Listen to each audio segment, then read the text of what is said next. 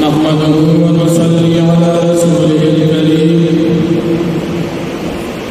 أما بعد فأعوذ بالله من الشيطان الرجيم بسم الله الرحمن الرحيم والمحصنات من النساء إلا ما ملكت أيمانكم كتاب الله عليكم وأحل لكم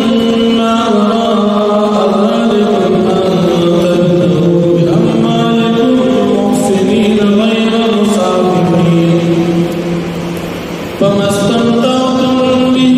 منهن فآتوهن أجورهن فريضة ولا جناح عليكم فيما تراضيتم به من بعد الفريضة إن الله كان عليما حكيما صدق الله العظيم. سورة النساء pinjama para sari riftam number ayat dari ayat tuno nama kya ayat tuno sarabata munasabat cuma kya ayat tuno ki muharramati abadiya bayan wasfadi ayat tuno ki da muharramati abadiya nabat da kamazana sara nikah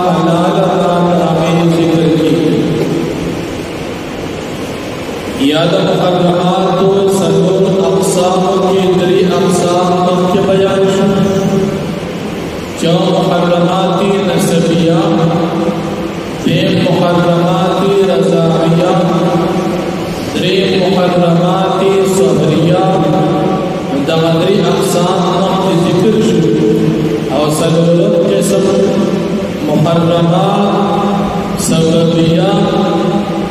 दहावे जिक्र गुज़र तकी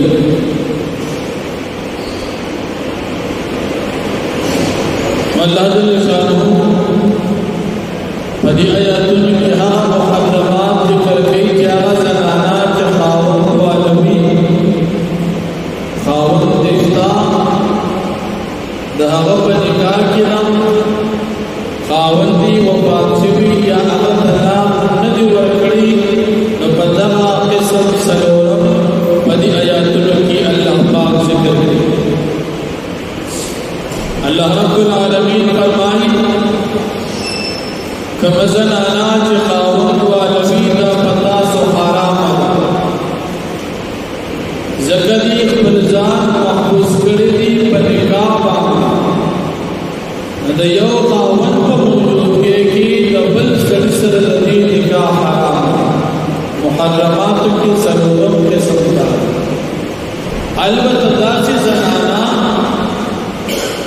चहगाद काफिरान सरा पंजन के रागल और मुजाहिदीनों द जिहाद दौरान की न काफिरान नदागी रखा मदी सरबा उस द मुजाहिदीनों जिंदगी दविन सी दादावी द पारविन दशवा और कसरी भी दादावी गुलामान दाउस पशान दामाल दीप आगिश्तरी खरसूल की कीमतन उस अगर जिदनी खावन शुदा लेकिन अगर काफिर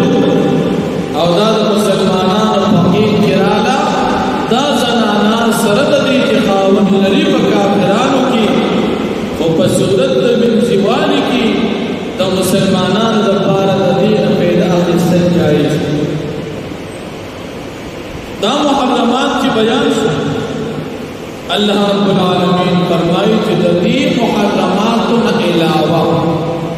सुमर ज़नाना के बाद इसी इस्ताद दबारा दागे सर निकाह कबूल जायज खुदा निकाह मकसद बता कि तासु निकाह कोई अपनी बात बता सो जान तक गुनाह न मुझको खाली बल शौक और बल खुवन बना अखल बल निकाह के तासु कोई न निकाह के बस्तासु द जिंदगी इलादमी द यकी और औरत और दमियाश بل نکاح چې کوي نو په نکاح کې به د ښځې او د خاوند ترمنځ د دې کلام انعقاد کېږي په ایجاب او قبول سره. یو به وایي قبوله کړې مې وه، بل به وایي قبوله مې نه، بل به وایي چې درکړې مې وه. دا الفاظ وایي. او بل دا چې کله نکاح وشي نو په دې خاوند باندې به د دې ښځې مهر راځي. نو کله مهر په نکاح کې بیان شي چې 15 تولې مثال، او کله مهر بیان نشي نو بیا د دې زنانه چې کومې همزولې زنانه واقع شوي د هغې مطابق مهر به دې ته ملاویږي، هغې ته مهر مثل ورکړي. نو مهر به هم په خاوند باندې راشي. بل چې تاسو کله نکاح د دې زنانه سره کوئ د ځان ته به ګورئ چې ستاسو د دې زنانه نان نفقه حقوق د زوجیت ادا کولی شئ که نه؟ که نان نفقه، کپړې، خوراک، جامې، کور او بل جسماني طاقت کې برابر نه نو نکاح به نه کېږي. که برابر وي نو نکاح کولی شي. بیا چې کله تاسو نکاح وکړئ د نکاح په دوران کې ښځه خاوند څومره مهر باندې بیا رضا کېږي دا هیڅ وخت. لکه مثال خاوند وایي زه وله 100 تولې کالي ورکړم، ډېره ښه ده. ښځه وایي زه یو توله هم نه هلم، ډېره ښه ده. بله پوهه مهر ډېر اخلي، په خپله رضامندۍ خاوند ډېر ورکړي، که لږ ورکړي نکاح صحیح. د دې آیات کریمه نه شیعهګان د خپلې مدعي د جواز دلیل لټوي. فما استمتعتم به منهن فآتوهن أجورهن فریضة. وایي د دې نه مطلقاً د زنانه نه پیدا اخیستل مراد دي. کوم د شیعهګانو زنا د هغې ورته متعه وایي، وایي دا د دې آیت نه ثابت ده، وایي دا جایز ده، حالانکه دا په قرآن دروغ دی. دلته فما استمتعتم به منهن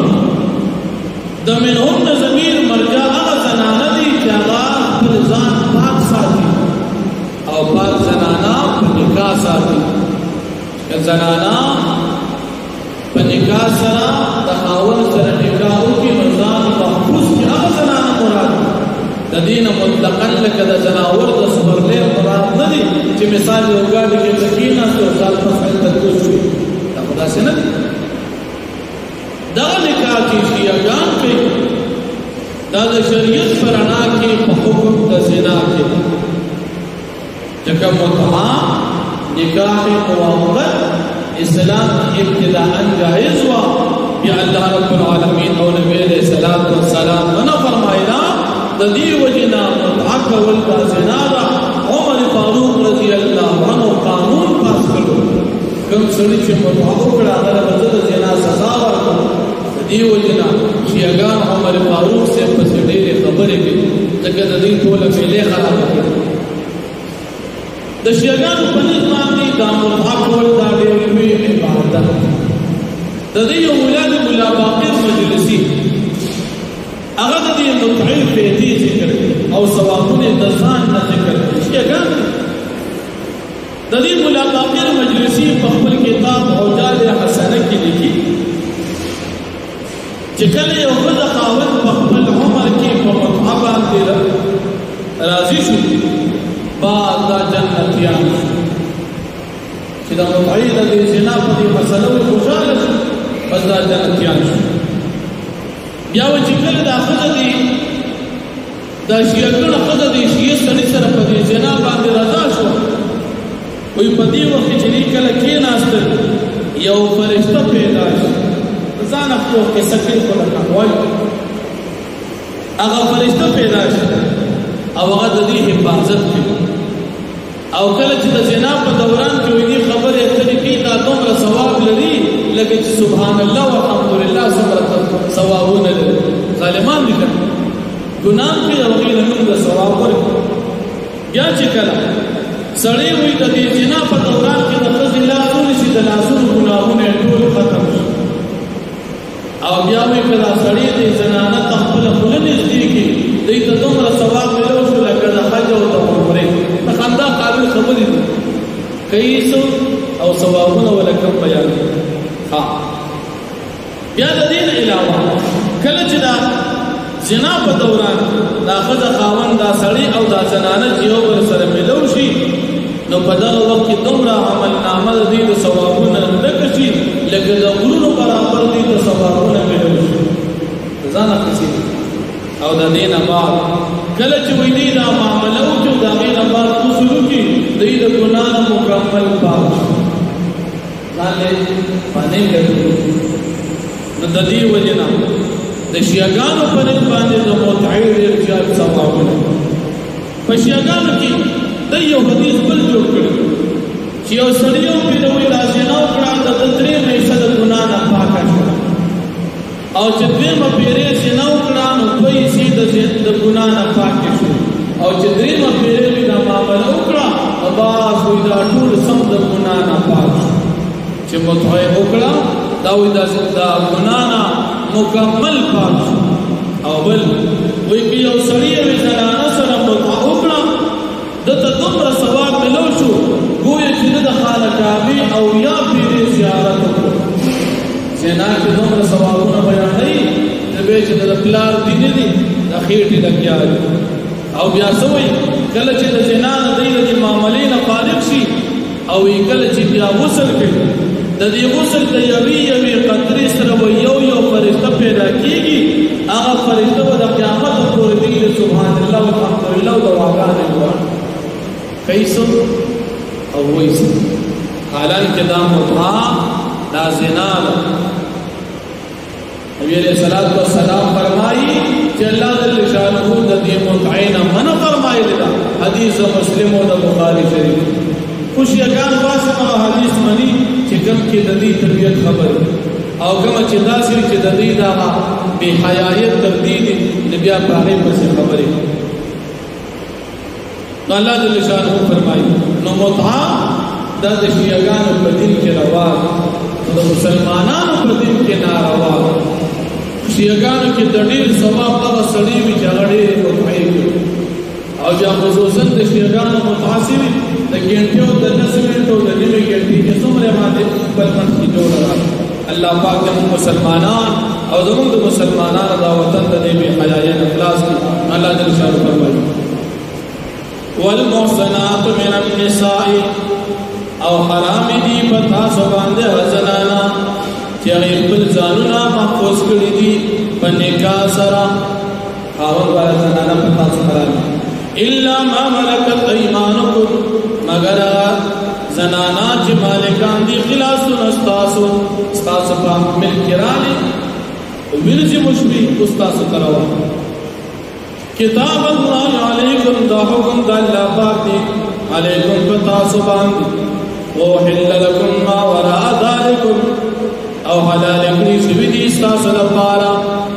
ما سواد دی زنانو محرمات و مذکورونا مخی چکم حرام ذکر شوی داغین علاوہ تاسو حلال انت و دعودا جتاسو قلٹوی دا زنانا بیاموالکم پخبل مالون سری مال ورطا ورکی محسنینا پدا سے حال کی چتاسو طالبان دا عفت کی نکاح کبھی دفارا دی چتان دا گناہ ہو ساتھ غیر مسافین آنے تاسو پل شوق برک ان کی بگناہ سرا بگناہ سر سے پل شوق برک کوئی تاسے نہ کوئی جان پاک ہوئی فمستمتاکم بہی منہنہ پس چاچے بیدو واقع سرستا سنا بہی پدی مال سرا یا پدی نکاح سرا منہنہ ددی مومنان بیبیاننا پنکاح سرا تاس بیدو واقع سرا فآتوہن حجورہن فریضا پس تاس ورکی دی پل بیبیانو تمہر نظمی چکم مقرر شویری ولا جناح علیکم اوز گنانشت فتاسو باقی فیما باغمار کی ترادوی دبی چتاسو پخبل منس کی رضامن چی پاقی باندی من بعد الفریضا پس دا مقرر کولونا سمرو مقرر کردی دی او پخبل منس کی رضامن دے کمی سیاتی پتی مہار کی کوئی پتی گنانشت ان اللہ کان علیما حکیما بے شک اللہ پاک دی جات علم و حکمت والا ذات واقع دعوانا